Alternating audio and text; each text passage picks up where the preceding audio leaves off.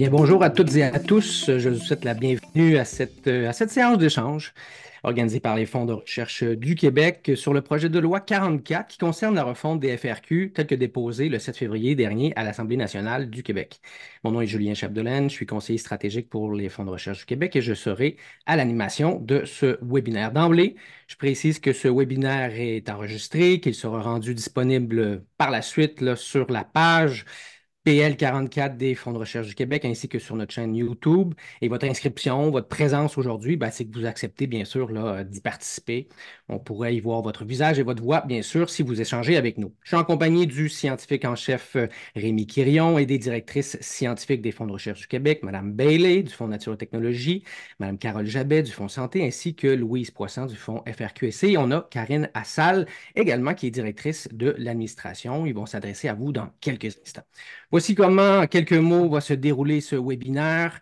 La direction des FRQ vous souhaitera la bienvenue. S'en suivra une courte présentation du scientifique en chef du Québec sur le PL44 du point de vue des fonds de recherche du Québec, suivi d'une prise de parole de nos trois directrices scientifiques. Puis ensuite, on va débuter, bien sûr, la période d'échange avec vous. Donc, je vais bien sûr mettre les caméras de nos amis, à moins que vous le voyez. Je vais épingler Rémi Quirion qui est là. Bonjour Rémi. Oui, bonjour, bonjour. Merci à tout le monde d'être avec nous ce matin. Merci. Je vais également donner la parole à Madame Janice Bailey. Bonjour Janice. Ah, Janice n'est pas Oui, là. oui, je suis là. Est-ce que vous Parfait. m'entendez? oui. Oui, merci Janice. On est là. Bonjour, bon matin. Carole Jabet du Fonds FRQ S. Bonjour Carole. La santé. Bonjour tout le monde, ça me fait plaisir d'être là. Bonjour Carole. Et Louise Poisson qui est avec nous. T'entends pas? Ouais. Peut-être allumer ton micro, s'il te plaît, Louise. Alors, bonjour tout le monde aussi, ça me fait bien plaisir d'être là. Parfait. Et Madame Karina Salle qui est avec nous également. Bonjour, Karine Assad, directrice générale, secrétaire des conseils. Bienvenue. Excellent. Donc, on se reparle dans quelques instants. Rémi, je vais préparer ta présentation parce que c'est ton moment maintenant. Oui. Je vais Merci, aller. merci bien, merci Julien. Encore une fois, merci à toutes les personnes présentes avec nous ce matin. Je vais faire une courte présentation comme ça a été mentionné. Vous avez peut-être vu aussi, on a mis là, des questions-réponses sur nos sites web. Un article ce matin dans le journal Le Devoir. Et vraiment, on voulait voir avec les participants là, échanger avec vous parce que des informations qui ont circulé qui des fois ne sont pas nécessairement correctes. Donc, on voulait peut-être échanger avec vous sur ces sujets-là et aussi vous parler de certaines des recommandations qui viennent des fonds de recherche, qui viennent des fonds de recherche du Québec. Donc, prochaine diapo.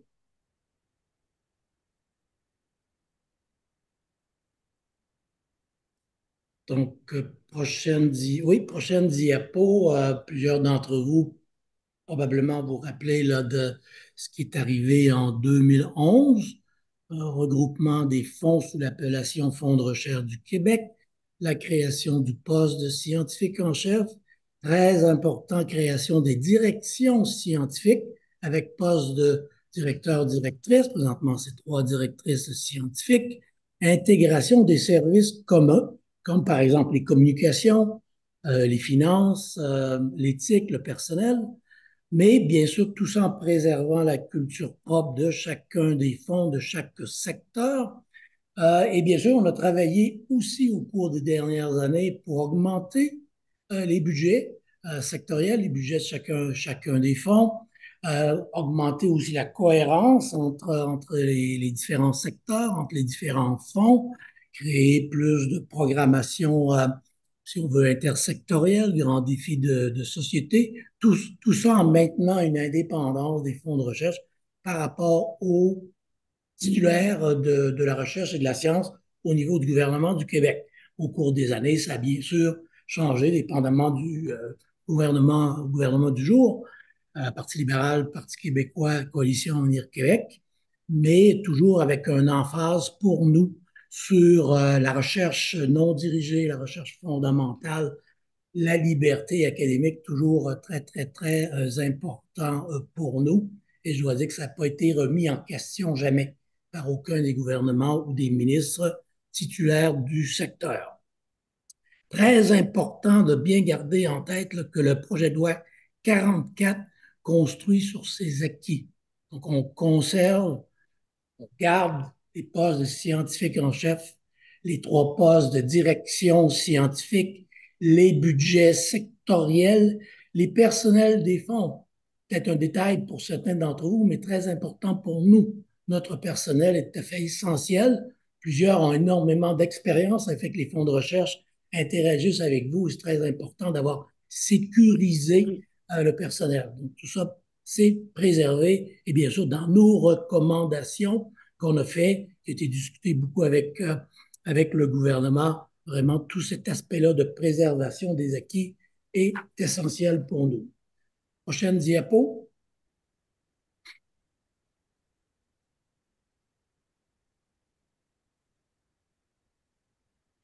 Donc ici, peut-être, je ne sais pas si c'est comme ça pour les gens qui nous regardent, mais on voit, la diapo est un peu coupée, là, mais tout simplement pour souligner que la grande majorité du temps, depuis le début, depuis 2011 et même avant, on était dans un ministère à vocation plus économique. Donc, ça a commencé comme ça quand je suis arrivé en poste avec Clément Gignac, ça a continué par la suite. On a changé sous le Parti québécois, on est venu à l'enseignement supérieur, on est resté là un petit peu, mais quand Dominique Anglade est arrivé en poste, on est retourné du côté économie et avec la coalition Avenir Québec, c'est la même chose aussi, là. Au niveau du ministère de l'Économie et de l'Innovation et maintenant ajouter le volet énergie. Mais tout ça en préservant la recherche fondamentale, les investissements en recherche fondamentale, l'augmentation des budgets, vous le voyez peut-être au cours des années, des augmentations importantes des budgets des fonds de recherche du Québec. La très grande majorité de ces budgets-là, c'est totalement non ciblé. Hein? Vous voyez les plans stratégiques des fonds de recherche, vous faites des demandes et que le meilleur gagne, entre guillemets. Un certain pourcentage, environ 20 qui est plus ciblé, et ça inclut beaucoup de partenariats avec d'autres ministères, que ce soit le ministère de la Santé et des Services sociaux, l'éducation, l'environnement, les affaires internationales, l'agriculture, etc., etc. Donc, vraiment, ciblé, ça reste toujours à peu près la même proportion, très important, la recherche libre, la recherche non dirigée. Et avec les SQRI, que ce soit la SQRI il y a quelques années, sous Dominique Anglade, ou la SQRI au carré, qui est plus récente, où vous avez participé, là. Plusieurs d'entre vous ont participé aux discussions. Peut-être que vous n'aviez pas réalisé que c'était avec l'économie, mais c'était toujours avec le ministère de l'Économie et de l'Innovation. Donc, SQRI 1, SQRI 2, c'est reconnu dans la SQRI, la recherche libre, la recherche fondamentale, très importante.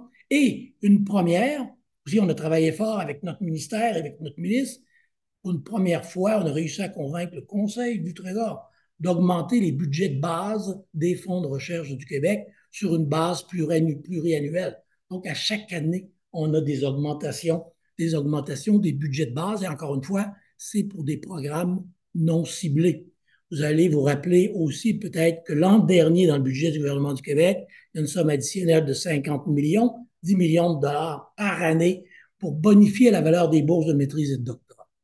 Et ça, encore une fois, c'était non ciblé, là, totalement ouvert. Et finalement, bout de piste, plus de demandes qui viennent du secteur sciences sociales, sciences humaines. C'est là qu'il y a eu plus de bourses qui ont été allouées. Donc, très important de garder ça en tête. Là où on a eu un petit problème, peut-être la prochaine diapo, ce que je mentionnais, où on a un petit problème, lorsqu'on a transféré à l'enseignement supérieur en 2013-2014, ben là, on a eu une coupure de budget. C'est la plus importante. On a eu très peu de coupures de budget au cours des 12-13 dernières années. On en a eu cette année-là, une coupure de budget d'environ 15 millions de dollars. Plusieurs d'entre vous vous en rappelez peut-être. Certainement que les directrices scientifiques s'en rappellent, là, parce qu'on a eu des discussions très compliquées et difficiles et on est obligé de diminuer les budgets qu'on avait déjà prévus pour les regroupements stratégiques, pour les centres, pour les instituts. Et dans certains cas, ben, ça a pris 3, 4 ans pour être capable de revenir au budget original de 2012-2013. Donc, c'est pas parce qu'on est à l'enseignement supérieur là, qu'on est protégé de ce côté-là. Très important aussi, que c'est pas toute la recherche qui s'en va au MEIE, là. Donc, vraiment, le ministère de l'Enseignement supérieur finance à la hauteur de près de 2 milliards de dollars par année le réseau collégial et universitaire. Donc, énormément de financement qui vient de ce ministère-là et ça reste là, là. Ça ne change pas du tout de ce côté-là. Alors, j'aimerais aussi peut-être vous rappeler, par exemple, du côté des collèges, du côté des CCTT, la majorité des budgets vient du MES. C'est environ 20 millions de dollars par année qui vient du ministère de l'Enseignement supérieur, environ 5 millions qui vient du MEIE. Donc, la très grande majorité des financements pour les CCTT, qui est une recherche appliquée, une recherche en partenariat avec le secteur privé, c'est financé par le MES. Bien sûr, on travaille beaucoup avec le ministère de l'Enseignement supérieur et certainement qu'on va continuer les différents programmes. Les collègues pourront peut-être en parler dans quelques minutes, mais comme par exemple les chaires du Québec qui sont en compétition présentement, ça se fait avec le ministère de l'Enseignement supérieur. On a des statutaires avec les membres, soit du côté fonctionnaire, soit du côté du cabinet du MES, et ça va continuer. Il y a eu des propositions, des recommandations lors des commissions d'inclure un membre observateur du ministère de l'Enseignement supérieur, et on est absolument d'accord, tout à fait d'accord avec ça. Prochaine diapo.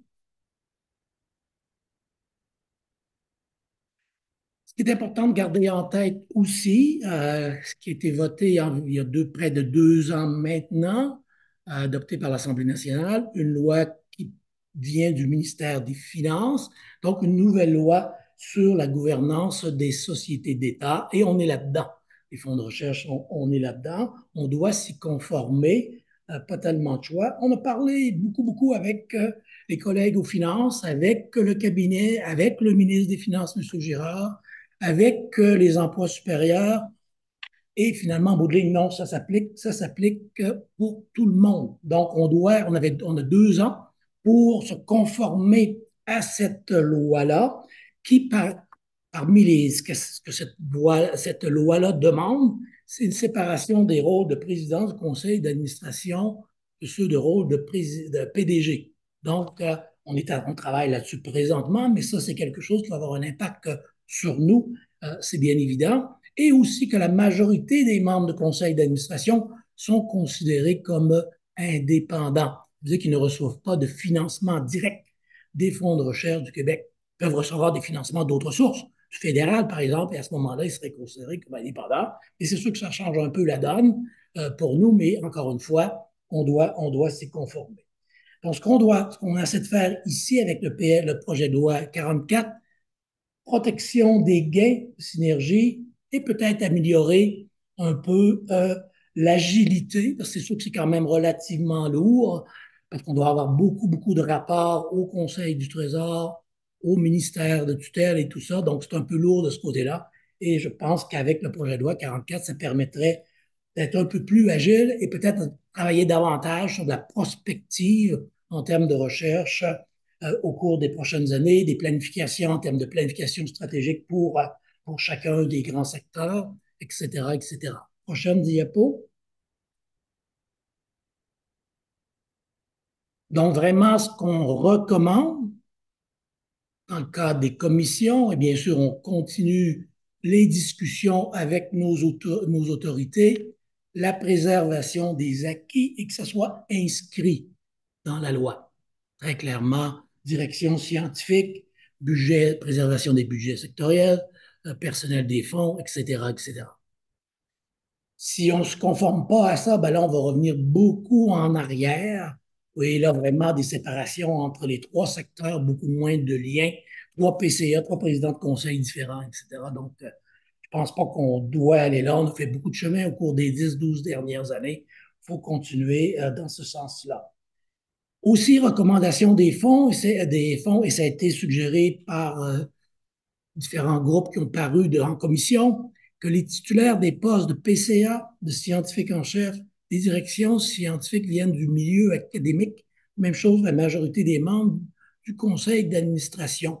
En plus de ça, que les comités de sélection pour ces différents postes-là incluent une majorité de personnes qui viennent du secteur académique. On recommande aussi, pour tenir compte là, de la réalité des pendants indépendants, on recommande la mise en place de 3 comités scientifiques conseils présidés par la direction scientifique, donc présentement par les 3 directrices scientifiques. Donc vraiment, et ça, c'est un comité du CA. Et là, les directrices scientifiques pourront choisir les membres de ce comité-là, 10 à 12 membres, des chercheurs actifs qui pourraient être financés par les fonds de recherche, par exemple. Même chose pour des étudiants. Et ces comités-là vont se rapporter au conseil d'administration du fonds de recherche. Donc, très important de garder ça en tête. Et c'est un modèle qu'on pense qui va être très utile et permettre de garder un lien fort avec les membres de notre communauté dans tous les grands secteurs. Prochaine diapo.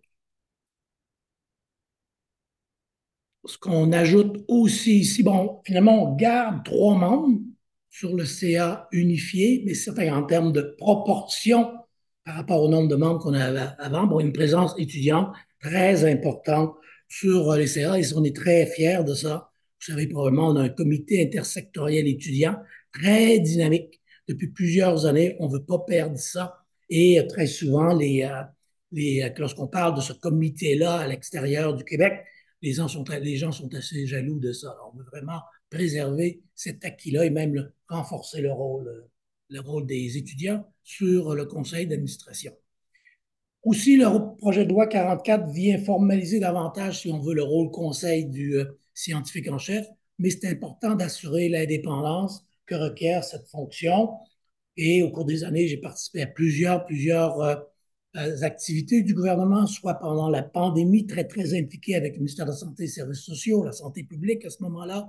Bien sûr, le rapport de l'Université du futur que plusieurs d'entre vous connaissez, qui m'avait été demandé par le ministère de l'Enseignement supérieur, mais très souvent, la réalité d'un conseiller scientifique, d'un scientifique en chef, c'est vraiment de donner des avis. Encore une fois, je ne décide rien, c'est pas nous qui décident, c'est vraiment le gouvernement, mais donner des avis sur des sujets ou des questions qui vont être posées à l'Assemblée nationale. Donc là, on a souvent très, très peu de temps pour interagir avec la communauté des chercheurs et la présence des conseils scientifiques va être certainement très, très, très importante de ce côté-là pour avoir accès à un bassin d'experts dans la majorité des secteurs.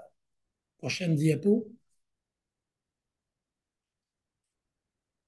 Donc, en conclusion, les fonds sont d'accord avec plusieurs des amendements proposés lors des 2 journées de consultation. Les ministres responsables, Fitzgibbon et Skeet, ont démontré beaucoup d'ouverture face à ces différentes propositions-là pour faire des amendements pour améliorer le projet de loi.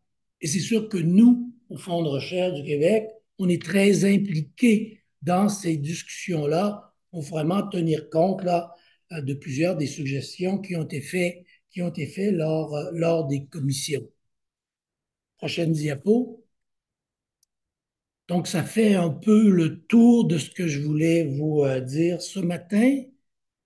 Avant de passer à la période de questions et de commentaires, on va passer maintenant la parole aux directrices scientifiques. Et finalement, le choix qu'on a fait, peut-être pas très scientifique, là, je sais pas, on y va par ordre alphabétique. Donc, ça commence par Janice Bailey. Janice. Merci beaucoup. Est-ce que vous m'entendez bien, Julien? C'est Oui, correct? très OK. bien. C'est parfait. Donc, je commence avec un commentaire personnel. Pendant des périodes de changement difficiles, je me pose toujours la question, qui est-ce que je sers? La réponse, c'est que je travaille pour la communauté de recherche de Québec, notamment les chercheurs et les chercheuses des milieux universitaires et collégiaux, y compris les étudiants et étudiantes. Je veux m'assurer que vous continuez à mener les recherches fondamentales et non orientées grâce au financement de FRQ des 3 secteurs. Un autre message, en tant que professeur, il est notre devoir de remettre en question nos institutions et nos gouvernements. Donc, merci de votre participation aux consultations concernant le projet de loi 44. Vos commentaires et vos questions contribuent à améliorer la loi, comme cela a été discuté lors de la commission parlementaire et comme Rémi vient de le partager. Mon intention ce matin est de rétablir des faits concernant le projet de loi. J'espère que vous comprenez que pendant la majorité des 20 dernières années, les FRQ relevaient de MEIE, ce qui a été bon pour le financement de recherche fondamentale, comme l'a démontré Rémi. Certaines personnes ont émis l'hypothèse que la mission économique de MEIE pourrait entraver la liberté académique et la recherche fondamentale soutenue par le FRQ. Je ne crois pas que ce soit le cas pour plusieurs raisons. Première, il est vrai que le MEIE valorise le transfert des connaissances et l'appropriation des technologiques par les entreprises dans les secteurs stratégiques de l'économie. Cependant, il existe déjà un réseau distinct de 9 regroupements sectoriels de recherche industrielle, les RSRI, chargés de financer cette recherche orientée économiquement. Et les FRQ ne chevauchent pas. On fait un grand effort d'être très séparés. Les RSRI ont été désignés par le gouvernement pour agir à titre d'organisme de financement de la recherche et de l'innovation collaborative. Je répète, les programmes de FRQNT sont destinés principalement sur la recherche fondamentale et la recherche orientée économiquement et gérée par les RSRI.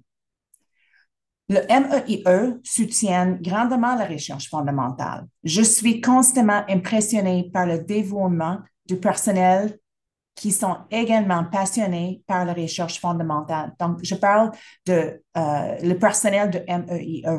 Je n'ai pris connaissance de ces personnes qu'après devenue directrice scientifique. Donc, je ne pense pas que les communautés de recherche réalisent ce point et c'est pour ça que je le partage à ce moment. Le FRQNT entretient une collaboration constante avec le MES. Nous travaillons ensemble très fréquemment sur nombreux dossiers et chantiers, donc on est déjà très proches. Et personnellement, je suis favorable à la suggestion selon laquelle le nouveau CA de FRQ inclut un membre observateur de MES au côté d'un membre observateur de MEIE.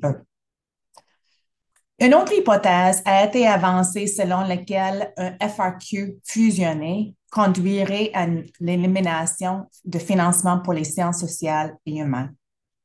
J'aimerais juste faire quelques mots là-dessus. Premièrement, un CA équilibré et intelligent ne permettra jamais cela. Deuxième, à mon avis, nous sommes plus vulnérables aux coupeurs budgétaires lorsque nous sommes séparés les 3 secteurs. Troisième, il est important de maintenir la spécificité des 3 secteurs. Les sciences naturelles, l'ingénierie et les mathématiques, ainsi que la santé, ont besoin de l'expertise en sciences sociales et humaines. Il faut les protéger. Donc, enfin, nous avons besoin davantage de financement pour la recherche et les bourses dans tous les secteurs et j'aimerais que nous travaillions ensemble à cet enjeu. Merci. Merci beaucoup, Janice, pour ces mots. Je donne la parole à Carole qui va allumer son micro, bien sûr. Je vais ajouter l'épingle. Voilà, Carole, c'est à toi. Merci, merci Julien, merci tout le monde. Je ne suis pas sûre que je vais être très, très innovante, mais je vais quand même le répéter. Je pense que comme pour tous les secteurs, puis comme Rémi l'a bien expliqué, la façon dont, en tout cas personnellement, je regarde ce projet de loi, c'est d'abord et avant tout une mise en conformité avec un cadre législatif dans lequel on évolue. Puis en quelque part, quand il y a un cadre législatif, on peut discuter, et c'est ce qui a lieu depuis plusieurs semaines, mais il faut aussi trouver la façon de pouvoir y adhérer. Donc, une fois que j'ai dit ça, la façon dont je regarde ce projet de loi-là, c'est de me dire qu'il y a quand même en quelque part une certaine cohérence dans nos actions et il génère aussi un certain nombre d'opportunités. Alors, le cadre législatif, je l'ai dit, je vais pas revenir sur les amendements que Rémi a montrés, qui sont explicités dans notre mémoire. Cela dit, comme je suis une incorrigible personne qui parle tout le temps, je vais quand même le dire. On ne peut pas travailler au FRQ si, à un moment donné, on n'a pas le souci d'appuyer la liberté académique, si on n'a pas le souci d'appuyer la recherche fondamentale, si on n'a pas le souci de garder un œil sur toutes les actions qui vont permettre à toutes les organisations qui interviennent en recherche de pouvoir exercer leur mandat. Donc, juste garder dans un coin de notre tête que c'est quand même ce qui nous permet de nous lever le matin et c'est ce à quoi nous œuvrons, projet de loi ou pas projet de loi. Alors là, je vais passer au point de cohérence. C'est quoi le point de cohérence sur lequel je voudrais vous amener quand on évoque le secteur santé? Quand on évoque le secteur santé puis les actions du FRQS, on s'aperçoit, puis parfois on l'oublie, qu'en fait, il y a trois documents gouvernementaux qui nous aident dans nos actions. Il y a la fameuse SQRI 2, comme les deux autres secteurs. Il y a aussi la stratégie québécoise des sciences de la vie, dont je rappelle qu'elle est en fait copilotée par deux ministères, le MEIE, le ministère de l'Économie, et le ministère de la Santé et des Services sociaux. Puis il y a le plan santé qui est sur le point d'être renouvelé. Je vais juste là aussi rappeler à nos mémoires qu'en ce qui concerne la SQRI 2 et en ce qui concerne la SQSV, les fonds de recherche du Québec, et pour la SQSV, le Fonds de recherche du Québec Santé, a été un acteur qui a participé à l'élaboration. On était coprésident du chantier recherche. La raison pour laquelle je mentionne ces plans-là, c'est qu'en fait, quand on y regarde avec attention, ils sont un équilibre entre l'action économique et l'action santé-services sociaux. Donc, autrement dit, depuis 2017, on œuvre les fonds de recherche du Québec, le Fonds de recherche du Québec Santé, mais aussi toute la recherche en santé, avec un cadre qui est un dialogue entre deux ministères qui sont le MEIE et le M3S. Et PL44 ou pas PL44, ce dialogue-là va complètement continuer. Je dirais même que ce dialogue avec PL44 va être l'opportunité probablement de l'ouvrir à d'autres ministères. C'est plus facile d'être un seul FRQ amenant d'autres ministères autour de la table de la recherche en santé que d'être juste le FRQS. Maintenant, je vais saisir le point d'opportunité. Alors là, c'est comme, je vais dire des choses qui ont l'air bizarres. Je ne suis pas entre dans mon intervention Janice Bellet et Louise Poisson parce que mon nom commence par un J ou parce que je suis le secteur santé entre le secteur nature et technologie et le secteur société et culture. Autrement dit, oui, il y a un ordre alphabétique, mais il n'y a pas qu'un ordre alphabétique.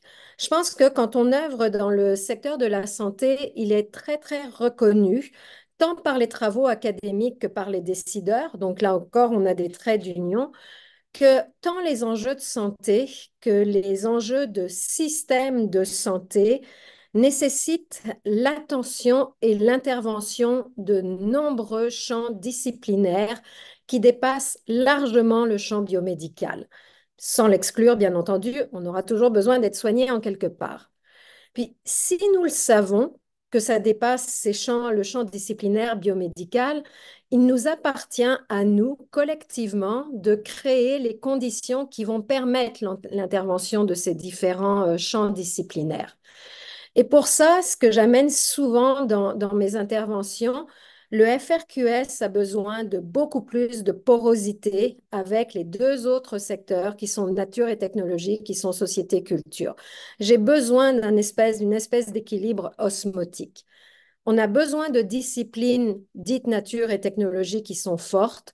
On a besoin de disciplines dites société et culture qui sont extrêmement fortes et qui vont travailler de concert avec des champs biomédicaux qui doivent rester forts pour qu'on se mette à faire réellement et qu'on continue à faire de la recherche sur la santé et pas juste de la recherche sur la maladie. Puis là, c'est sûr que je pouvais sûrement pas faire une intervention sans dire la fameuse santé durable qui est notre locomotive depuis 2021. Et je prétends que une seule organisation va grandement favoriser cette porosité que je vous décris. C'est bien plus facile de ramer dans le même sens quand on est dans le même bateau que si on est dans trois bateaux différents. Puis, il ne faut pas s'y tromper. C'est pas juste à l'avantage de trois directions scientifiques qui vont mieux travailler ensemble. C'est à l'avantage des projets de recherche qu'on est capable de soutenir, projets de recherche libres. C'est à l'avantage des regroupements qu'on est capable de soutenir. Et c'est certainement d'abord et avant tout à l'avantage des étudiants et des étudiantes qui vont se voir mieux orientés, mieux accompagnés et probablement mieux intégrés dans les différentes initiatives qu'on peut faire. J'ai presque fini et je vais finir avec mon biais, avec tout ce que je vous ai raconté, et c'est mon biais à moi. Je regarderai avec grande attention la composition des comités scientifiques conseils parce que je pense qu'avec l'agenda qu'on est en train d'établir, c'est probablement là qu'il va y avoir un travail collectif, collaboratif et essentiel à faire avec les fonds de recherche du Québec ou le Fonds de recherche du Québec, on verra bien. Voilà. Merci beaucoup, Carole. Louise Poisson devrait se joindre à nous au niveau du son, s'il te plaît, Louise. Oui, Oui, parfait. c'est bon. Oui, J'aimerais enchaîner sur ce que viennent de dire mes collègues en mettant l'accent sur les spécificités des sciences humaines et sociales, des arts et des lettres et sur quelques questions émanant de notre communauté. Comme Rémi l'a bien dit, on constate, hélas, un amalgame entre la loi sur la gouvernance des sociétés d'État et le projet de loi 44.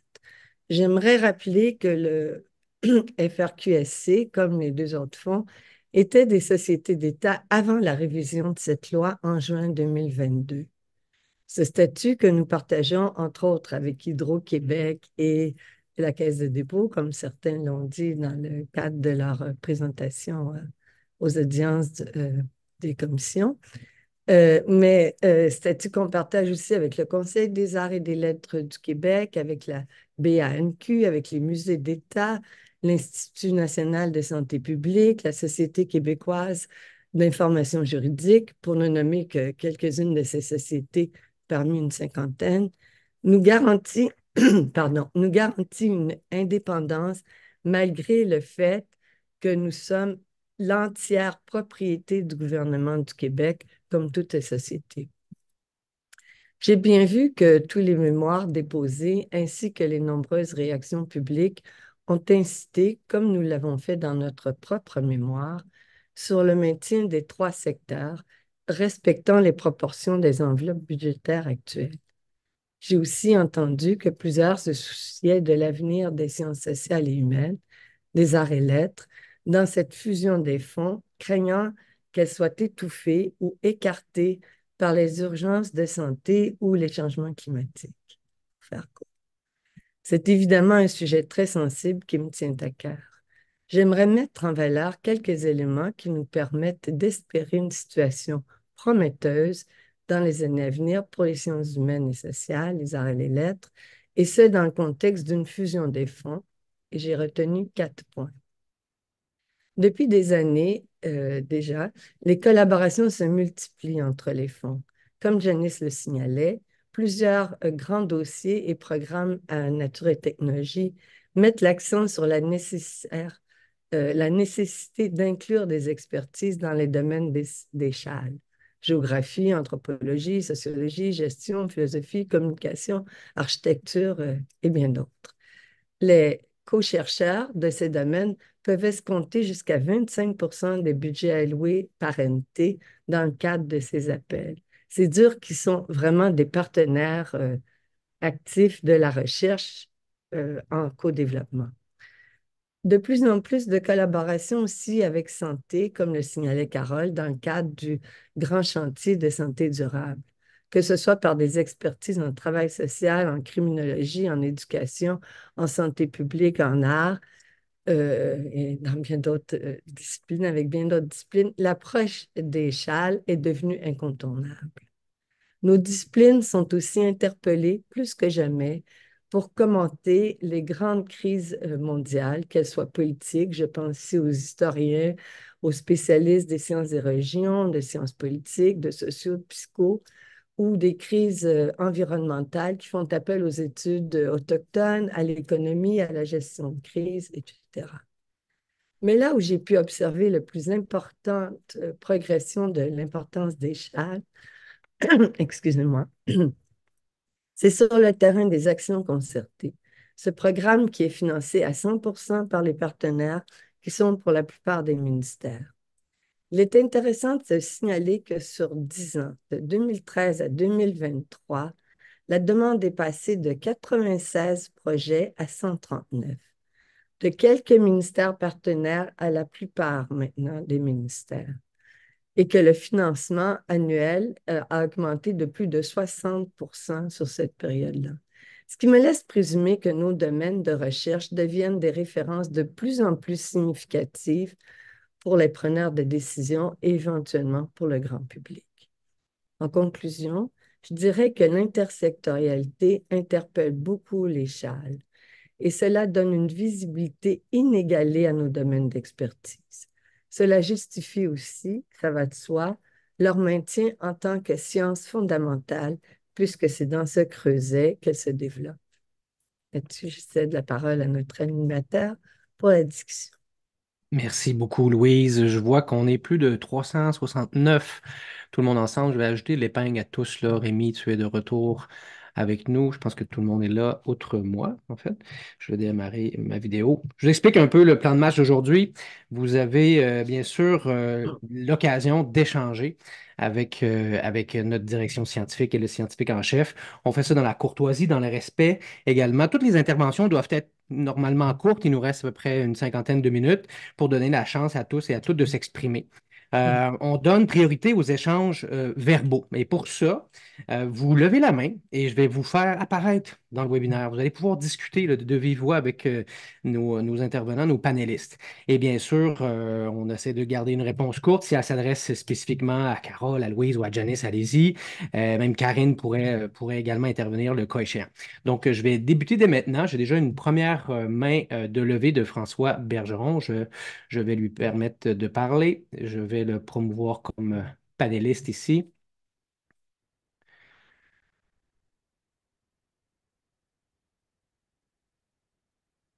Donc, Monsieur Bergeron, vous êtes avec nous. Vous pouvez allumer votre caméra. L'interface s'est fermée pendant un instant. Oui, c'est ce qui va arriver, en effet. Donc, merci de nous donner l'occasion d'intervenir un peu. Et puis, c'est très intéressant les points que vous avez soulevés. Ce qui m'inquiète principalement, c'est le long terme, parce que les intervenants vont changer. Alors là, on va mettre en place un système qui est là pour longtemps. Et quand on pense au long terme, je- c'est important de voir qu'il y a eu une influence à cause des 20 dernières années de la convergence dont vous avez parlé. Cette convergence-là entre les pratiques des fonds qui a débuté déjà il y a une vingtaine d'années, parce que j'ai été là, euh, est peut-être pas toujours souhaitable parce qu'il y a des programmes qui sont vus modifiés à cause de cette idée de convergence. Je vais vous en mentionner un des plus efficaces dans les années 1990, dans ce qui était l'ancienne mouture du FRQNT, c'était le programme Équipe. Ça a eu un impact extraordinaire sur le développement de la recherche au Québec.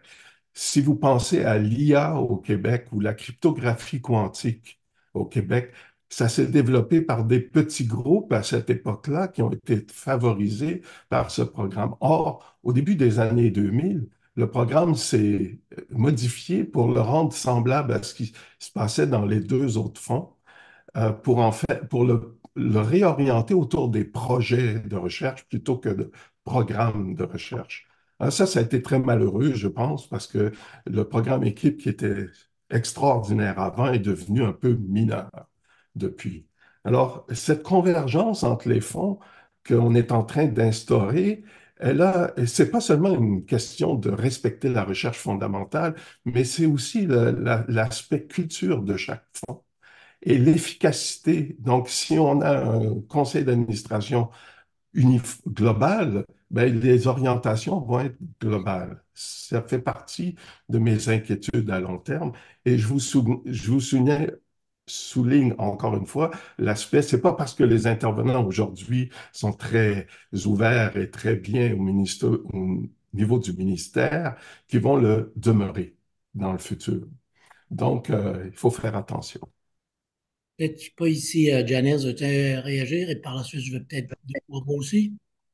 Je peux juste faire un commentaire, remercier énormément professeur Bergeron de parler de mon programme préféré parce que moi, j'étais aussi une chercheuse en mi-carrière dans ces années, effectivement, puis le programme d'équipe a été important, vraiment important pour moi, puis mon propre secteur. Qui donc, je l'apprécie beaucoup. Donc, donc, je suis très contente que tout le monde ici parle de mon programme préféré aussi. Donc, merci beaucoup. Effectivement, vous avez raison parce que ce programme, le succès du programme d'équipe a mené au programme de regroupement stratégique, qui est aussi un programme très, très important. Toujours très difficile pour moi de maintenir le financement d'assurer le financement pour tous, etc. Mais juste pour démontrer quand même ce qu'on avait fait, on avait changé le programme d'équipe quand même pour que ce soit annuel au lieu de aux 3 ans ou quelque chose aux 2 ans. C'est sûr que j'aimerais beaucoup, et comme j'ai dit, j'aimerais beaucoup plus de financement pour la recherche fondamentale. Et moi, je le mettrai dans le programme d'équipe. Donc, merci beaucoup. On a tous une préoccupation par rapport à qu'est-ce qui se veut dire pour le plus long terme. Mais, en tout cas, mais on ne peut pas être paralysé non plus avec le changement. Donc, juste parce qu'on change, ça ne veut pas dire que ce n'est pas pour le bon et peut-être on en tout cas, j'apprécie beaucoup votre commentaire. Puis moi, je suis aussi très, très préoccupée par qu'est-ce qui arrive, mais je le vois avec un œil assez positif. Merci. Peut-être je pourrais ajouter sur certains cas pérennité, c'est toujours un peu difficile, mais c'est certain que quand on discute avec nos autorités actuelles, et eux ne seront pas là non plus pour 10 ans, mais c'est ça, on y va sur un plan d'une dizaine d'années. Bon, c'est sûr que le gouvernement peut changer, puis les priorités peuvent changer, mais à date, depuis plusieurs années avec des gouvernements différents, on était quand même assez privilégiés. On va sûrement travailler dans ce sens-là pour dire on ne fait pas ça pour 2 semaines, on ne fait pas ça pour 2 ans, on ne fait pas ça pour 3 ans, il faudrait le faire au moins pour une décennie. Du côté d'équipe, programme équipe, ben là, peut-être avec Janice, et lorsque le comité scientifique va être mis sur pied, ben là, peut-être c'est des bonnes discussions à avoir avec ce comité-là. Là. Parce que les comités scientifiques vont pouvoir avoir des recommandations, chaque comité va avoir des recommandations différentes pour venir lorsqu'ils vont arriver au conseil d'administration.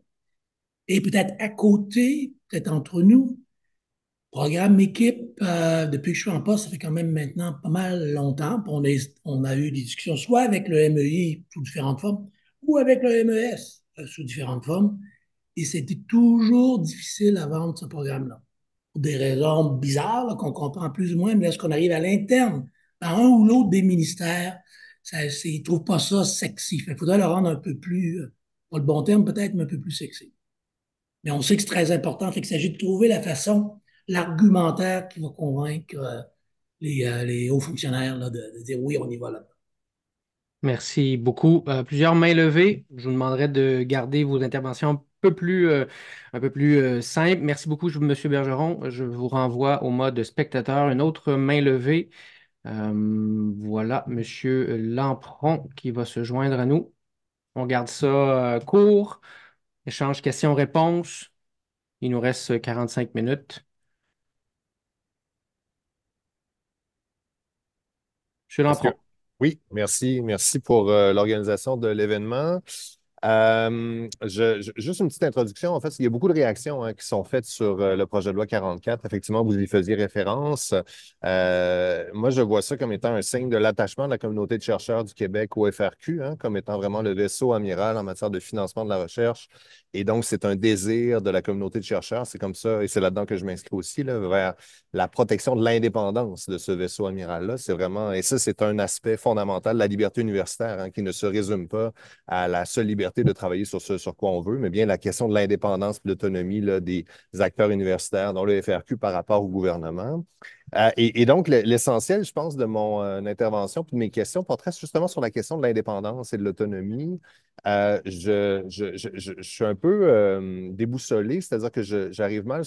J'ai été très étonné, en fait, de voir la lettre que j'ai lue ce matin dans le Devoir, d'une part, et mon étonnement se poursuit en entendant la présentation d'aujourd'hui, où j'ai l'impression qu'il y a une forme de confusion des genres, puis je voudrais juste avoir une clarification, c'est-à-dire que j'ai un peu l'impression que, alors que je m'attendais à des échanges, c'est-à-dire que qu'on pose des questions, puis on reçoit davantage des commentaires et on y répond. Là, j'ai l'impression qu'on défend le projet de loi et voire même dans la bouche du scientifique en chef, j'entendais parfois, on a essayé comme si on avait co-construit ce projet de loi-là.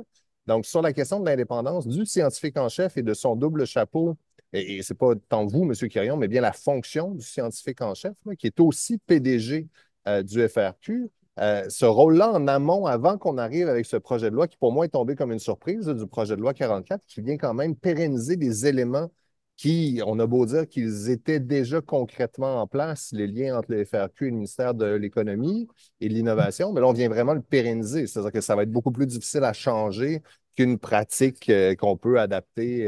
Ça a été fait d'ailleurs pendant la pandémie. Alors, ça, c'est le premier élément. Et le deuxième élément, toujours en lien avec l'indépendance, puis je m'arrête là parce qu'il y en a d'autres qui veulent parler, évidemment, mais c'est sur l'indépendance du scientifique en chef. Vous dites dans la lettre de ce matin, vous y êtes revenu encore, que le scientifique ou la scientifique en chef, on vient assurer son indépendance dans la loi. Alors, je suis allé voir dans la disposition de la loi qui concerne justement la nomination puis le processus de sélection et voir l'indépendance. Et je vous dirais que non seulement je ne vois pas en quoi il y a des balises qui assurent l'indépendance concrètement du ou de la scientifique en chef, mais même je vois des risques qu'il y ait une orientation dans le choix du ou de la scientifique en chef, puisque c'est le gouvernement qui est responsable d'identifier le comité qui va être chargé de choisir 3 candidats à l'intérieur du groupe à l'intérieur duquel on va choisir. Alors, c'est fondamental, évidemment, l'indépendance, surtout parce que le scientifique ou la scientifique est aussi PDG des FRQ et que c'est au cœur, à ma lecture, là, des craintes qui sont largement véhiculées dans l'espace public par des chercheurs, la fameuse lettre co-signée par 2100 collègues, que ça permette au gouvernement de venir mettre ses pattes dans les grandes orientations qui vont être déterminées par le FRQ. Alors, voilà essentiellement mes commentaires. Oui, oui, bon commentaire. On en prend bien note, là. Certains, depuis, je dirais, 12 ans, indépendamment d'où on était, soit à l'économie, soit à l'enseignement supérieur, et peut-être faut-il le préciser davantage dans la loi, dans le projet de loi, il n'y a jamais eu d'interférence là, pour l'aspect budget de base, recherche fondamentale. Vous avez travaillé avec nous, là, les plans stratégiques ont été développés avec la communauté. Ça a été par la suite approuvé par les CA. Il n'y a jamais eu un ministre ou des fonctionnaires qui ont dit vous devriez mettre l'angle sur ce volet-là beaucoup plus que l'autre. Janice a mentionné qu'il y avait aussi d'autres structures dans les différents ministères, et ça inclut le ministère de l'Enseignement supérieur aussi, pour financer d'autres volets de la recherche, là.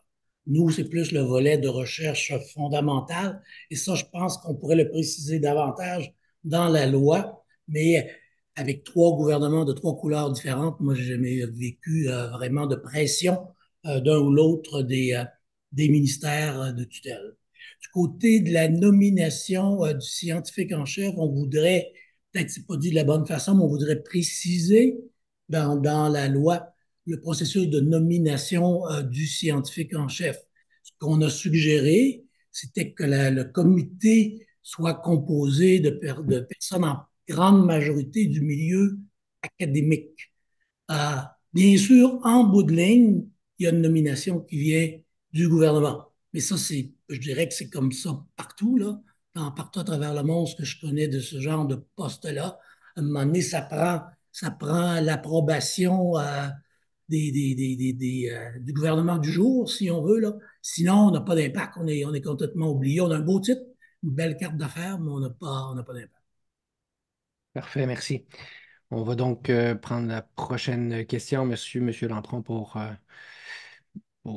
ses commentaires. Je vais donner donc la parole à Madame Leroux,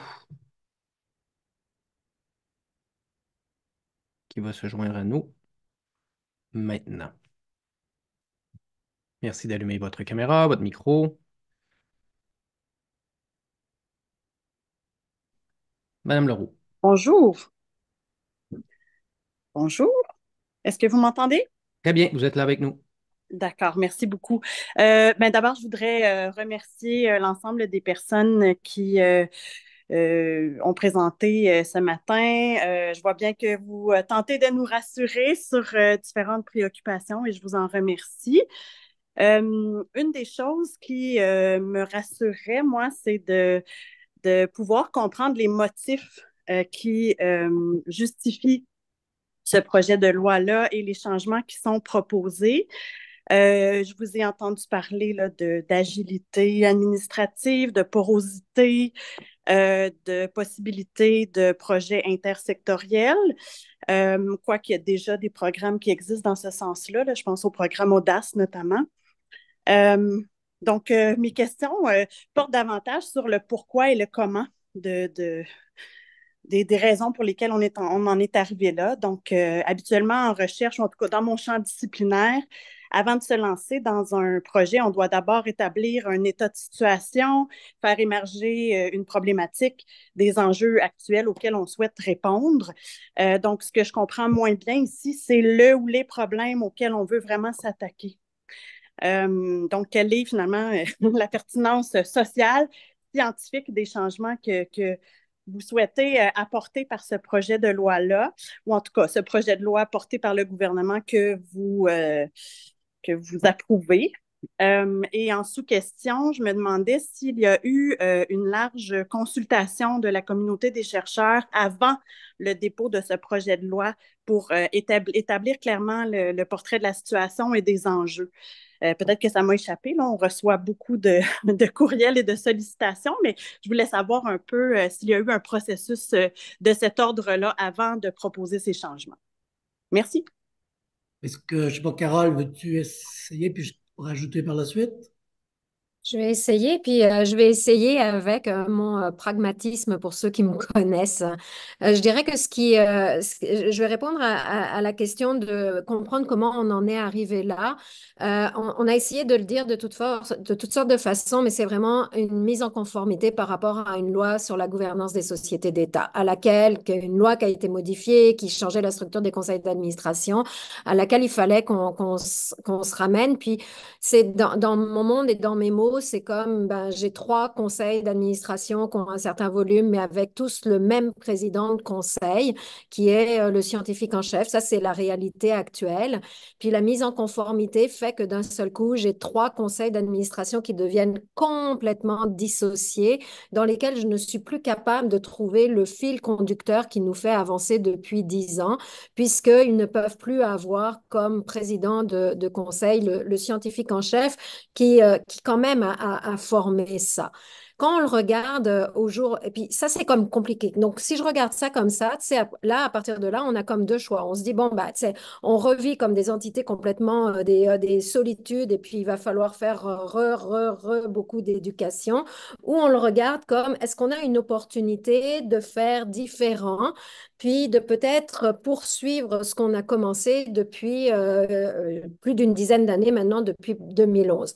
Puis la façon, dans mes mots à moi, dont je le vois, c'est peut-être qu'on a une super belle opportunité, que oui, mettons un conseil, mettons un président, obéissons à cette loi de gouvernance, mais par ailleurs, regardons est-ce que ça ne vient pas faciliter les actions nos plans stratégiques, la cohésion qu'on doit avoir entre secteurs. Puis quand vous regardez les plans stratégiques des trois fonds, ça fait 10 ans qu'on travaille nos plans stratégiques de façon identique, mais ça fait 10 ans maintenant qu'on publie 3 fois un document qui est à 90% identique. Ça fait 10 ans qu'on publie 3 fois des rapports annuels qui sont à 90% identiques.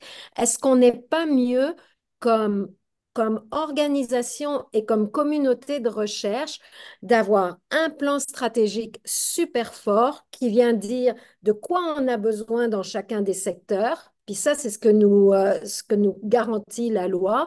Est-ce qu'on n'est pas mieux de faire nos représentations comme un seul fonds qui dit on a besoin de recherche au Québec, vous ne pourrez pas passer à côté de nous? Est-ce qu'on n'est pas mieux d'avoir une structure qui, au lieu de nous mettre en compétition, ce qui pourrait être le risque, nous met en cohésion et nous fait avancer ensemble? Donc ça, c'est pour le volet, l'agilité, la gouvernance, la porosité, qu'on y voit. Puis je te repasse la parole, Rémi, pour le reste. Oui, merci bien, Carole. Peut-être pour l'autre question, non, il n'y a pas eu énormément de consultations. On en a fait avec différents groupes, mais il n'y a pas eu de consultation ouverte à la communauté en général. Ça, c'est peut-être quelque chose qu'on aurait pu faire, mieux faire, je dirais. Merci beaucoup, Madame Leroux. Merci pour vos explications, Carole et Rémi. Je retourne à ma période de questions. On a encore des mains levées. Monsieur Pierre Noreau va se joindre à nous dans quelques instants.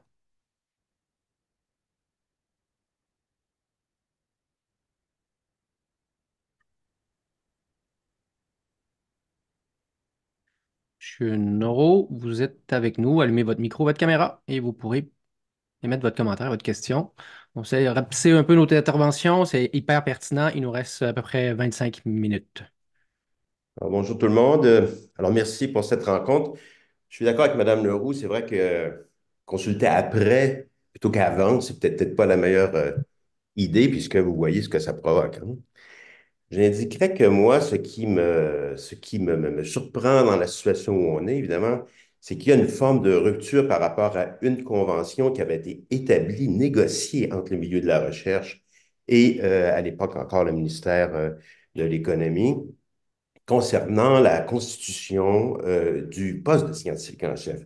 À l'époque, et c'est moi qui représentais l'ACFAS à l'époque, qui parlait au nom du monde de la recherche, on a accepté le poste de scientifique en chef par rapport auquel on avait des doutes importants, parce qu'avant, il y avait un conseil des sciences et de la technologie. La science était représentée par un collectif. Et là, tout ça a été remplacé par une personne, ce qui posait évidemment des difficultés diverses.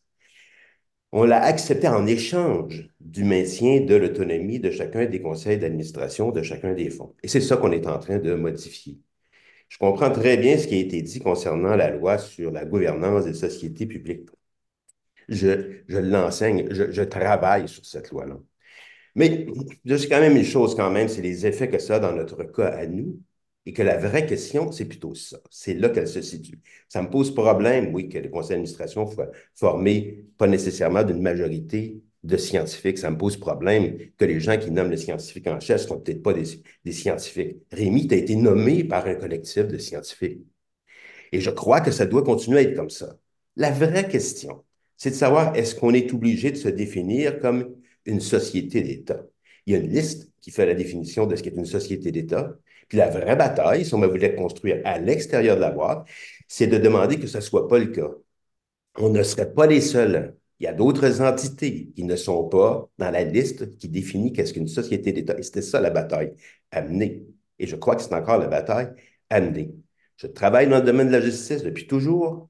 Et puis, on est tout à fait content que, par exemple, les tribunaux ne soient pas considérés comme des sociétés d'État. Pourquoi? Parce que lorsqu'un juge prend une décision en première instance, on n'a pas envie, finalement, qu'en appel, ce soit des gens qui ne sont pas des juristes, qui remettent en question la décision des juges de première instance. Et c'est comme ça pour la Cour suprême aussi. Et la même logique, c'est-à-dire la nécessité de l'indépendance des décisions qui sont prises dans le financement de la recherche, se pose aujourd'hui. Et la vraie question, donc, c'est de savoir est-ce qu'il faut vraiment qu'on soit considéré comme une société d'État. C'est ce que je voulais dire et je crois que cette bataille peut être menée, mais évidemment, il faut en avoir le goût. Voilà, c'est ce que je voulais dire.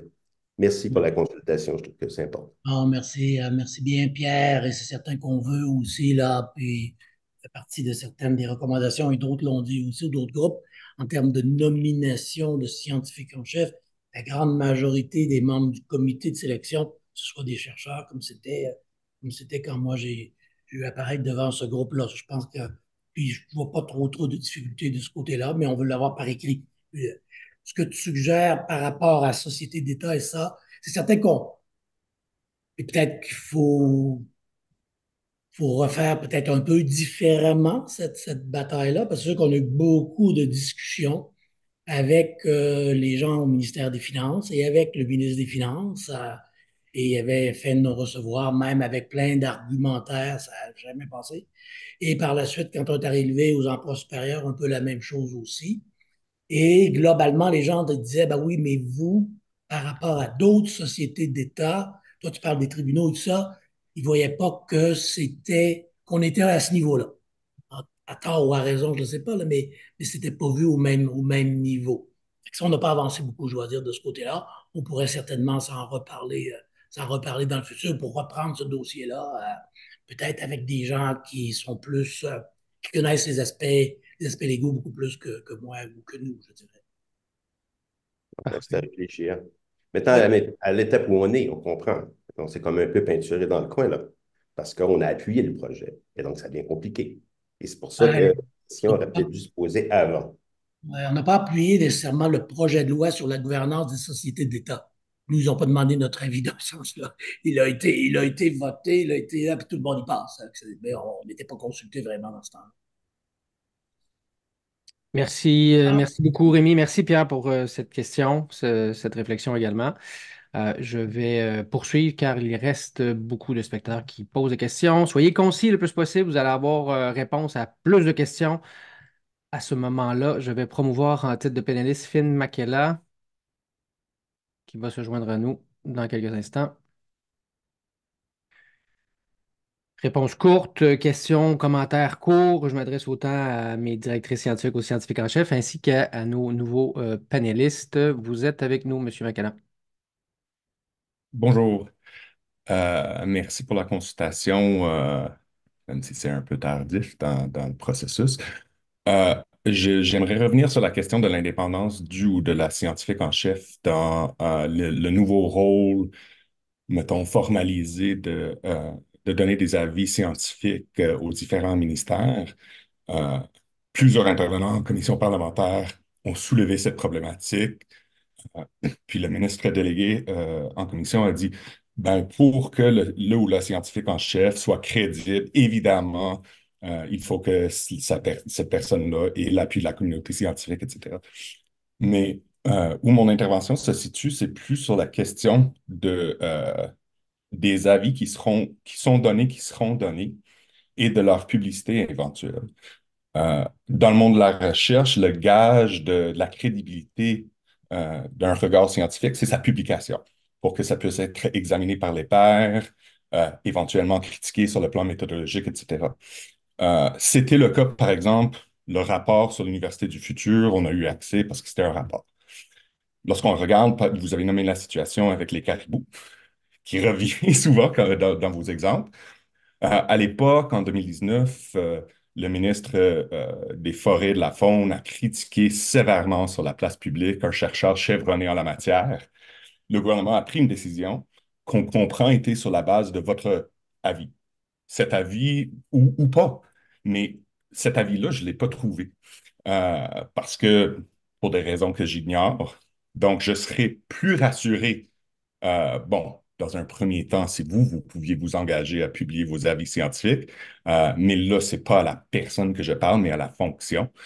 Et donc, je serais plus rassuré si, dans le projet de loi, on prévoyait que les avis scientifiques donnés par le scientifique en chef pouvaient être publics. Comme ça, euh, l'affirmation du ministre délégué de l'économie selon laquelle le scientifique en chef n'est pas un porteur d'eau pour le gouvernement pourrait être effectivement confirmé.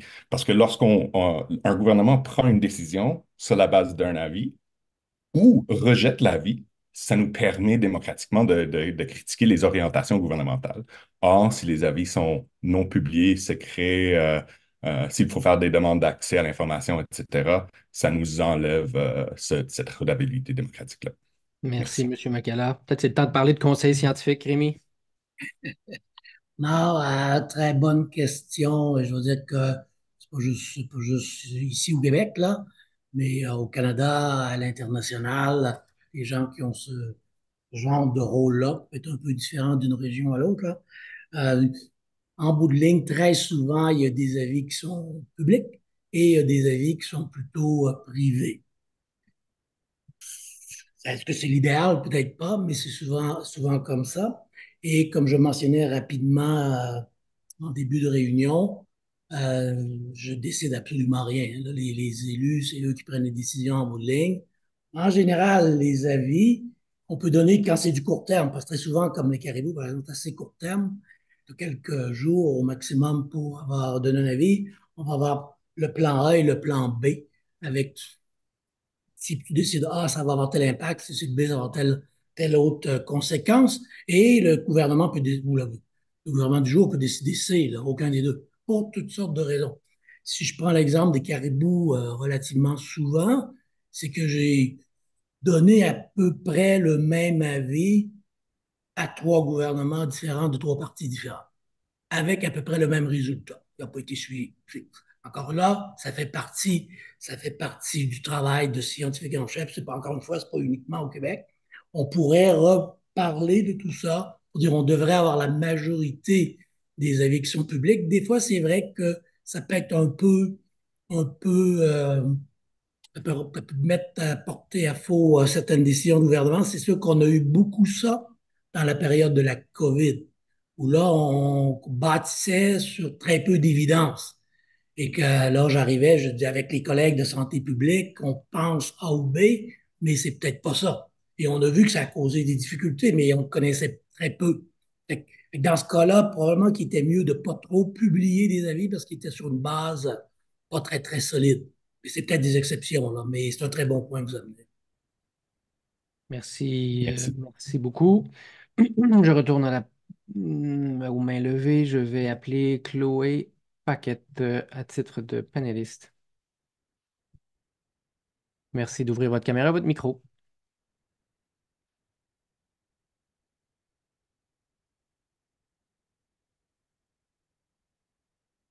Madame Paquette, Oui, vous êtes avec nous. oui, ok, c'est bon. Pardon, ça a fermé, rouvert, ça m'a perturbée. Moi, j'ai des questions très concrètes en tant que coordinatrice d'un des recoupements stratégiques NT. Euh, ça fait que ça m'a fermé mes notes aussi. Ah, voilà. Je voulais savoir si le fait que est-ce que les règles et les budgets de chaque programme de subvention des FRQ vont changer, par exemple, uniformiser les règles? Je sais qu'en ce moment, en nature et technologie, il y a une limite de deux recommandations stratégiques par chercheur, mais il y en a qui ont un troisième en S ou en SC. Est-ce que c'est des détails comme ça qui vont être impactés par la fusion? Peut-être deux petites. Euh, Excuse-moi, Rémi, excusez-moi. Vas-y, Janice. Oui, oui, oui, oui, oui. Aujourd'hui, non, c'est pas quelque chose qu'on veut faire.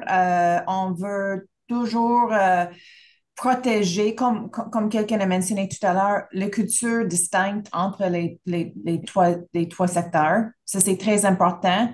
Ça ne veut pas dire qu'on ne va pas regarder un autre, comme moi, je vais regarder un autre programme, disons, chez Carole ou chez Louise, puis dire, oh, ça, c'est une très bonne idée, puis on va peut-être être inspiré. Mais non, non, non, non, on essaie de garder ça. Puis si on change quelque chose, ce sera plus en consultation avec vous, avec les regroupements stratégiques. Puis j'ai une Ok. rencontre avec eux dans quelques semaines. Ah, oui. Ok. Merci, Chloé. Et du coup, ma petite question qui vient un peu avec, c'est la mise en commun du budget. Est-ce que ça va impliquer une répartition différente entre les trois secteurs actuels? Par exemple, est-ce qu'il y a un risque je ne sais pas, aléatoirement, le santé reçoive plus d'argent et du coup, un autre en reçoive moins? Oui, je vois Rémi. Moi, ce que je pense, honnêtement, c'est qu'avec un CA bien équilibré, que les spécificités, les budgets vont être très, très, très bien équilibrés, etc. Je pense que Rémi, c'était un acquis important pour lui. Donc, peut-être. Oui, oui, ça, on va c'est peut-être pas directement mentionné, mais comme je l'ai dit dans ma courte présentation du matin, on veut que ce soit inscrit dans la loi, que les budgets par secteur sont protégés. C'est Ok. peut-être une bonne façon de le dire. Donc, le protéger, c'est important, là, mais on veut surtout qu'il soit augmenté. Oui, Bon. ça c'est pas mal aussi. J'approuve. Merci Ok, beaucoup, Chloé. merci.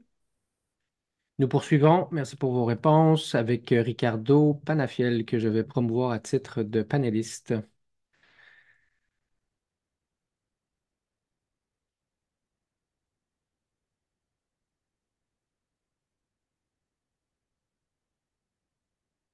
Donc, Ricardo, qui est là. En effet, j'ajoute l'épingle. Vous êtes parmi nous. Ouvrez votre micro, votre caméra. Ah, voilà, merci beaucoup. Je vais tâcher d'être le plus bref possible, ce qui va m'amener à escamoter mon argumentaire, mais quand S'il vous même. plaît. Moi, ce qui me fait peur, c'est pas tant la fusion des trois fonds, quoique la légèreté avec laquelle on présente ça comme une technicalité. Moi, ce qui me fait peur, c'est à quoi on rattache maintenant le FRQ. Ça avait déjà été rattaché au ministère de l'Économie et autres déclinaisons dans l'histoire, mais par décret. Et ça gardait dans son cœur le fait que la recherche venait de l'enseignement supérieur. Et là, en le rapatriant au ministère de l'Économie pour toujours et de l'Innovation, je vois un danger d'une subordination, une idéologie d'économie du savoir où la seule manière de valoriser le savoir, c'est quelle est sa valeur monétaire. Et donc, il y a déjà plusieurs choses qui m'inquiétaient avant, dont le terme innovation, qui, oui, au départ était extrêmement était autonome, qui pouvait être utilisé par personne, mais qui tranquillement était approprié par l'économie. Et le fait qu'on tende à justement inscrire innovation partout, même le programme Audace, on le justifie en fonction d'une prise de risque. Donc, on est en train d'importer le vocabulaire de l'industrie et finalement, on met le dernier clou dans la recherche autonome parce que on la rattache directement au ministère de l'Économie et c'est là que moi, je trouve ça extrêmement sérieux comme changement, justement, de gouvernance. Et puis, pour finir, l'innovateur en chef et le Conseil de l'innovation du Québec, parlons de gouvernance, ça n'est même pas dans la structure de l'État. C'est une OSBL à part. Donc, il y a beaucoup de choses qui m'inquiètent dans le PL 44 et je trouve qu'il y a une immense légèreté de ne pas avoir eu de consultation et qu'il faudrait absolument qu'on puisse continuer les consultations, les débats pour pas accepter comme ça un immense changement historique dans la recherche. Merci. Merci beaucoup. Bien, je sais pas, Louise, je pourrais ajouter par la suite? Oui, eh ben, c'est une question complexe, là, avec plusieurs composantes. Peut-être donner quelques réponses. D'abord, je pense qu'on l'a beaucoup dit depuis 20 ans, depuis 2002, nous étions rattachés au ministère de l'Économie et Rémi l'a montré, ça n'a pas du tout été en défaveur des fonds de recherche pour leur financement. La seule période où on a été rattaché au ministère de l'Enseignement supérieur, on a été coupé de 25%, et c'est en 2013. Et moi, j'ai pu cette année seulement redresser le financement des regroupements stratégiques qui avaient donc été coupés en 2014, suite aux coupures de janvier 2013, le rétablir grâce à la SQRI 2 qui vient du ministère de l'Économie. Alors, et je pense qu'il faut aussi voir que le ministère de l'Enseignement supérieur, on comprend que c'est des questions idéologiques, on n'est pas obligé de se mettre d'accord, mais le ministère de l'Enseignement supérieur gère essentiellement des besoins et ils sont illimités. Les besoins pour les universités, pour les collèges, pour l'enseignement supérieur, c'est illimité. Il n'y en aura jamais assez d'argent pour les bourses aux étudiants, pour l'aide, etc.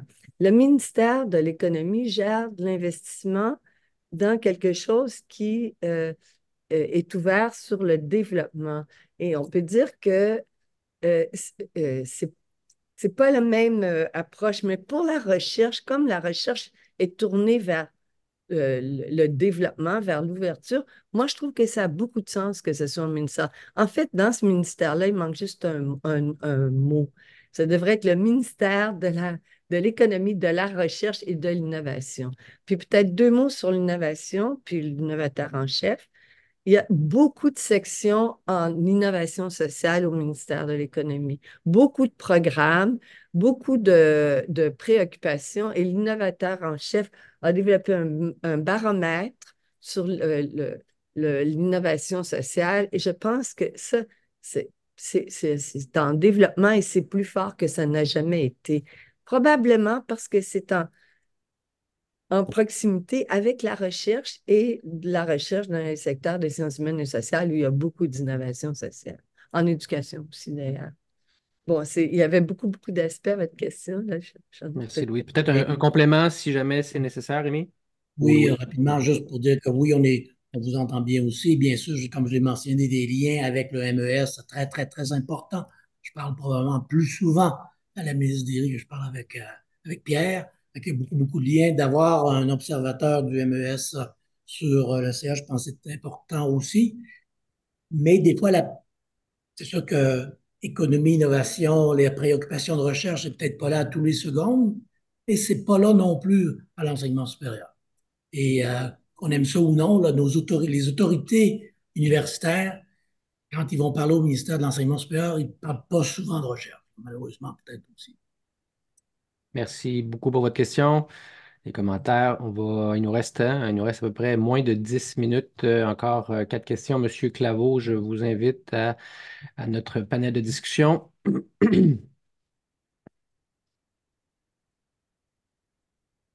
Monsieur François Claveau, vous êtes Oui, j'arrive, avec nous. j'arrive. Parfait. Bonjour, Rapidement. merci. Mon intervention va porter sur l'insertion du conseil scientifique dans le projet de loi. Une telle insertion semble une très bonne chose en soi, là, parce que le Québec gagnerait à une prise en compte plus systématique, rigoureuse et transparente d'informations scientifiques dans ses prises de décision politiques. Cependant, la façon dont l'insertion est faite dans le projet de loi me semble mal avisée puis je vais souligner 2 raisons, juste pour le bénéfice des collègues. Là, je vous cite le projet de loi. Ça tient à une phrase et c'est fait en précisant le mandat du scientifique en chef. On ajoute la phrase suivante. Il conseille également les autres membres du conseil exécutif sur toute question scientifique susceptible d'éclairer les politiques publiques et il émet des opinions de nature scientifique. Donc, j'enchaîne sur mes 2 raisons qui me semblent que c'est une très mauvaise façon d'insérer le conseil scientifique dans la législation québécoise. La première raison, c'est que le texte, il dénote une incompréhension d'une caractéristique essentielle des scientifiques, hein, c'est leur nécessaire spécialisation. Il n'existe pas de scientifique compétent sur toute question scientifique, puis en affirmant que le scientifique en chef pourra émettre des opinions de nature scientifique sur tous les domaines couverts par la science contemporaine, ben, le projet de loi, il perpétue le cliché du savant universel. Et la deuxième raison, c'est que comme dans son rôle de président-directeur général des fonds de recherche du Québec, le scientifique en chef, il est structurellement mal placé, en fait, pour émettre des avis scientifiques avec l'indépendance nécessaire. Même lorsqu'il se prononce sur des questions de recherche qui seraient dans ses propres domaines de compétences, et même si le texte de loi dit là, qu'il est indépendant. Comme administrateur de la science, il doit faire des représentations auprès du gouvernement, entre autres pour un meilleur financement de la recherche. Il entretient donc des relations étroites, puis on l'espère cordiales avec l'appareil gouvernemental. Mais par ailleurs, la crédibilité du conseil scientifique dépend de sa capacité à émettre des avis qui ne plaisent pas au pouvoir en place sans crainte de représailles. Dans le cas du scientifique en chef, c'est l'ensemble de la communauté scientifique québécoise qui pourrait être impactée négativement, advenant une réaction hostile d'un gouvernement à ses propres conseils scientifiques. Donc, le scientifique en chef, il ne peut pas vraiment se permettre là, d'être la voix de la science en toute indépendance. Donc, j'aimerais vous entendre. Est-ce que la direction des FRQ partage mon idée que ce projet de loi est une occasion vraiment manquée là, de mieux institutionnaliser le conseil scientifique au Québec? Merci. Merci. Merci François. Ben, on s'en est déjà parlé là. Mais je pense que scientifique en chef est finalement une porte d'entrée pour faire du conseil scientifique au gouvernement, mais c'est pas la seule. Les différents ministères consultent des chercheurs continuellement et ils n'ont pas besoin de passer par moi du tout, là. Hein, comme par exemple en finance, le Goodbook est consulté continuellement. Puis il y en a plein, plein d'autres aussi. Ça devrait être comme ça devrait demeurer. Je pense qu'on a besoin d'avoir une certaine flexibilité pas trop rendre ça trop rigide. J'ai mentionné les caribous, les gouvernements n'étaient pas d'accord. Ils n'ont pas suivi, ils n'ont pas suivi, puis c'est correct. C'est correct parce qu'ils avaient regardé aussi l'aspect économique, l'aspect des emplois dans le petit village, etc., etc. Donc, il faut avoir quand même une certaine flexibilité. Et je pense que ce qui nous a servi au cours des 10 dernières années, on peut continuer. Peut-être qu'on peut réécrire les phrases qui sont dans le projet de loi. Là. C'est pas moi qui ai écrit ça, là, c'est du côté plus légal. Peut-être qu'on peut améliorer le phrasé de tout ça, mais il ne faudra pas que ça devienne non plus trop rigide, parce que là, on va perdre de l'agilité. Parce que très souvent, c'est pas 3 mois qu'on a, là. C'est souvent des questions le lendemain ou sur le lendemain. Merci beaucoup. Merci beaucoup, Rémi. On poursuit. Il reste 6 minutes, 3 questions à main levée. Je vais donc inviter M. Jonathan Roberge.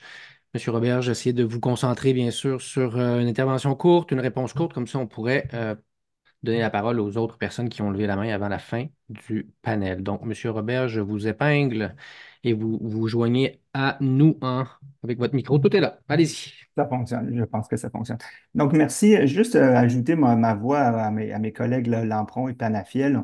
On avait prévu une co-construction, un échange, et effectivement, on a un peu plus l'impression qu'on a eu droit à un monologue ou une espèce de, entre autres choses, là, ce qui est un petit peu baroque, là, c'est cette idée assez au début de la présentation, de dire on fait cette présentation pour rectifier un certain nombre d'amalgames, là, ce qui est un petit peu problématique. Et puis, parlant de rectification, là, on a entre autres parlé de budget qui augmentait de 35 depuis 2016, alors que quand même, il y a eu une augmentation de l'inflation de 25.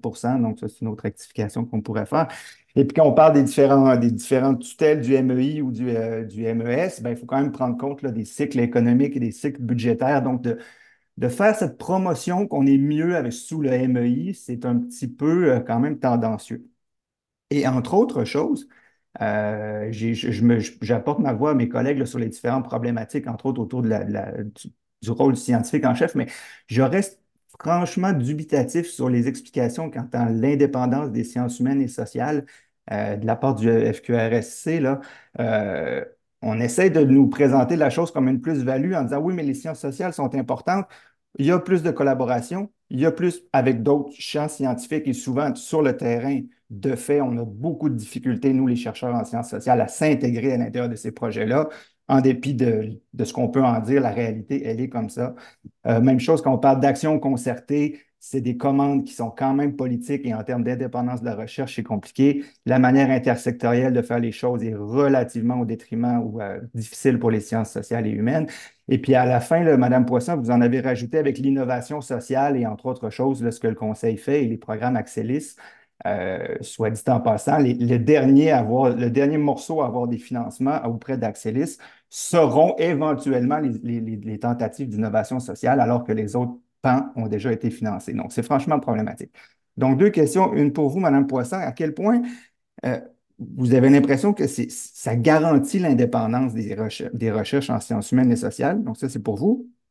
Et puis, l'autre question pour M. Quirion, qui est quand même une sorte d'éléphant dans la pièce, là, c'est que vous dites, bon, il y a des amalgames qui ont été faits, mais vous avez quand même 2000 professeurs d'université, professeurs de cégep, je crois aussi, qui ont émis des réserves. Là. C'est pas rien. Là. On n'est pas en train de parler de 2 ou 3 personnages hirsutes. Là. On est en train de parler d'un grand pan, d'une grande mobilisation des chercheurs de terrain.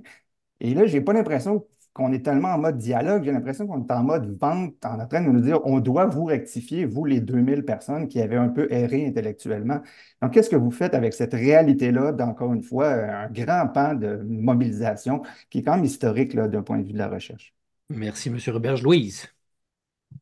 Ben,